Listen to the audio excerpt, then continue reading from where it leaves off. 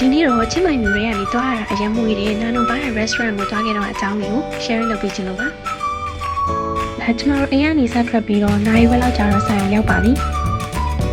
ထင်ထားအချက်ကိုပြင်မာတွေ့လိုက်တော့တော်တော်ပိုလာရပေါ့နော်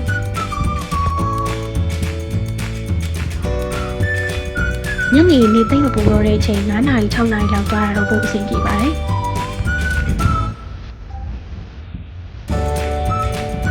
မားကြအေးစိတ်ချလို့ရင်းနဲ့လှေလဲတော်လို့ရတယ်ရေလဲကူလို့ရတယ်ပေါ့နော်ဒါကတော့ညီမတို့မှားထားတာလေးစရောက်လာပြီဒီမှာအစားတောက်ကဈေးနှုန်းမရောအရသာရောအဆင်ပြေလို့ပြောလို့ရပါတယ်ဒါကတော့ညနေနေဆောင်းသွားပြီဆိုတော့ပြင်ဘက်ဝိုင်းအောင်ပြောင်းတာပေါ့နော်ပြင်ဘက်မှာတော်တော်လေးကိုလာပါတယ်ဒီမှာရေကူးမယ်ဆိုရင်တော့တယောက်ကိုပဲ80ကျပြီးတော့လေးလို့မယ်ဆိုရင်တော့တယောက်ကိုပဲ60ကျတင်ပါတယ်